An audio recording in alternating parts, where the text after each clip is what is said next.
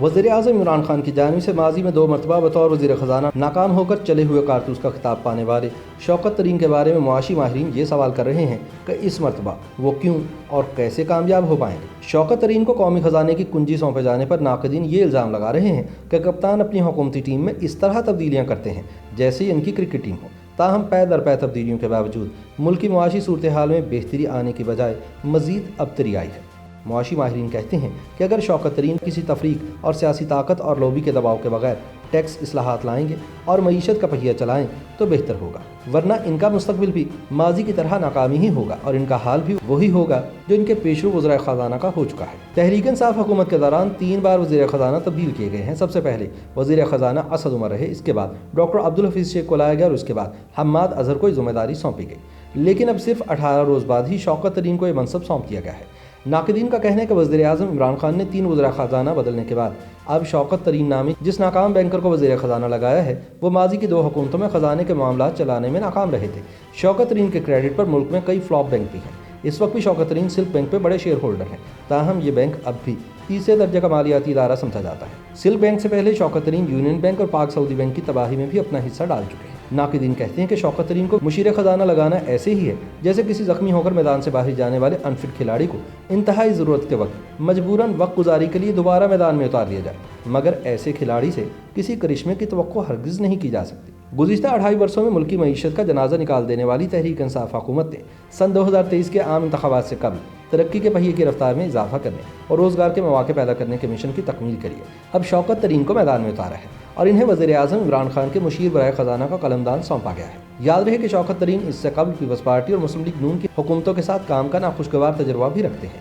شوکت ترین کی پیدائش ملتان میں کرنل ڈاکٹر جمشید کے گھر ہوئی۔ مختلف کنٹونمنٹ اسکولوں میں زیر تعلیم رہنے کے بعد انہوں نے پنجاب یونیورسٹی سے MBA کی ڈگری حاصل کی۔ شوکت ترین نے سن 1975 میں سٹی بینک میں ٹرینی کے طور پر ملازمت اختیار کی اور پھر سٹی بینک تھائی لینڈ کے صدر کے منصب پر فائز ہوئے۔ سٹی بینک کے ساتھ 22 سال منسلک رہنے کے بعد سن 1997 میں نواز شریف حکومت کے کہنے پر وہ پاکستان آئے اور انہوں نے حبیب بینک کی ریسٹرکچرنگ کی، جس کے نتیجے میں بینک $230 ملین کے خسارے سے $30 ملین منافع میں آ گیا۔ سن 2000 میں وہ حبیب بینک سے بطور صدر فارغ ہوئے اور یونین بینک میں ملازمت اختیار کر لی، جس کے شیئرز اسٹینڈرڈ چارٹر بینک کے حوالے کر دیے گئے اور پھر اسٹینڈرڈ چارٹر بینک ختم کر دیا گیا۔ سن 2008 میں وہ کراچی اسٹاک ایکسچینج کے صدر رہے۔ بعد ازاں پیپلز پارٹی کے دور حکومت میں پہلے یوسف رضا گیلانی کے مشیر خزانہ اور بعد میں سندھ سے ٹیکنوکریٹ کی نشست پر سینیٹر منتخب ہونے کے بعد وزیر خزانہ لگا دیے گئے۔ تاہم بطور خزانے کا وزیر ناکامی کے بعد وہ فروری سن 2010 میں اچانک مستعفی ہو گئے، جس کی وجہ انہوں نے ذاتی مصروفیات بیان کی۔ ذرائع کا کہنا ہے کہ اس کی ایک وجہ یہ تھی کہ سلک بینک میں شوکت ترین کے 86% حصص تھے اور نئے سرمایہ کاروں کا یہ مطالبہ تھا کہ وہ بینک کے کاروبار کو مکمل وقت دیں۔ یاد رہے کہ ان دنوں شوکت ترین ایوان والا میں امیر ترین سینیٹر تھے۔ الیکشن کمیشن میں جمع گوشواروں کے مطابق ان کے پاس 54 کروڑ 55 لاکھ کی جائیداد، 2 کروڑ 18 لاکھ روپے کی گاڑیاں اور مختلف مالیاتی اداروں اور بینکوں میں 3 ارب روپے کی سرمایہ کاری بھی تھی۔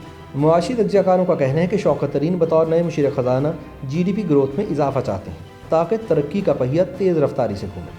شوکت ترین نیا منصب سنبھالنے سے قبل کہہ چکے ہیں کہ وہ گروتھ پر فوکس کریں گے، اس میں وہ ہاؤسنگ کے شعبے پر کام کریں گے۔ اس کے علاوہ وفاقی حکومت کا ترقیاتی فنڈ جو پچھلے 2 برسوں میں بہت کم خرچ کیا گیا ہے، اس کو ترقیاتی کاموں میں خرچ کریں گے۔ تیسرا، پاک چین اقتصادی راہداری کا پورا استعمال کریں گے اور چین سے کہیں گے کہ وہ اپنے کارخانے پاکستان میں لگائے، خاص طور پر چمڑے اور ٹیکسٹائل وغیرہ کے شعبے میں، تاکہ یہاں سے ایکسپورٹ میں اضافہ ہو اور ملک میں باہر سے پیسہ آئے۔ معاشی امور کے ماہر مزمل اسلم کا کہنا ہے کہ شوکت ترین خوش قسمت ہیں کہ انہیں ڈاکٹر عبدالحفیظ شیخ اور اسد عمر سے بہتر حالات ملے ہیں۔ ان کے بقول اکنامک گروتھ ہمیشہ فطری ہوتی ہے، مصنوعی طور پر اس کو عارضی بنیادوں پر ہی بڑھایا جا سکتا ہے۔ حکومت اور IMF سب نے اس سال کا تخمینہ لگایا تھا کہ 1.5% گروتھ ہوگی، لیکن جیسے جیسے یہ مالی سال ختم ہو رہا ہے اس کا تخمینہ بڑھا دیا گیا ہے۔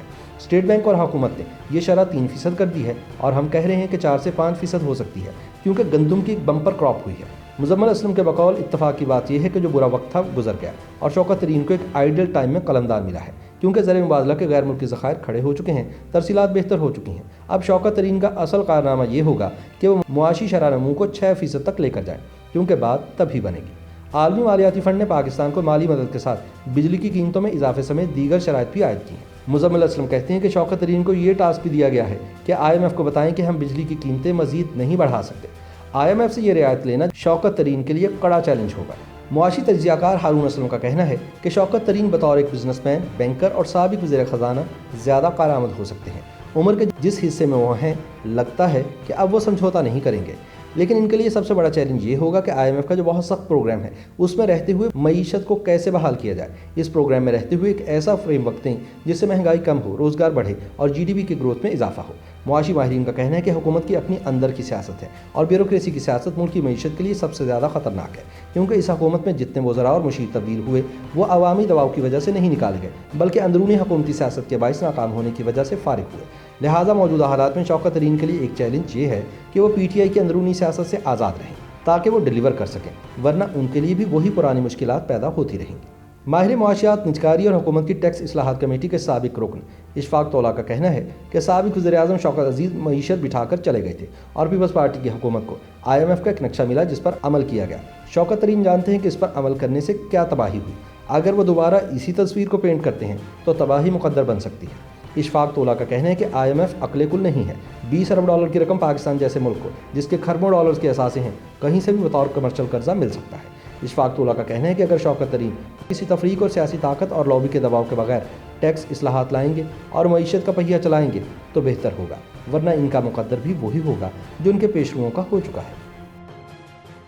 YouTube पर गूगली न्यूज देखने के लिए youtube.com की सर्च बार में गूगली न्यूज TV टाइप करें। गूगली न्यूज के पेज पर सुर्ख रंग के सब्सक्रिप्शन वाले बटन पर क्लिक करना ना भूलिए। YouTube पेज पर अपलोड होने वाली वीडियोस से बाखबर रहने के लिए बेल आइकन पर क्लिक कीजिए। आपको हर नई वीडियो के बारे में नोटिफिकेशन मौसूल हो जाएगा।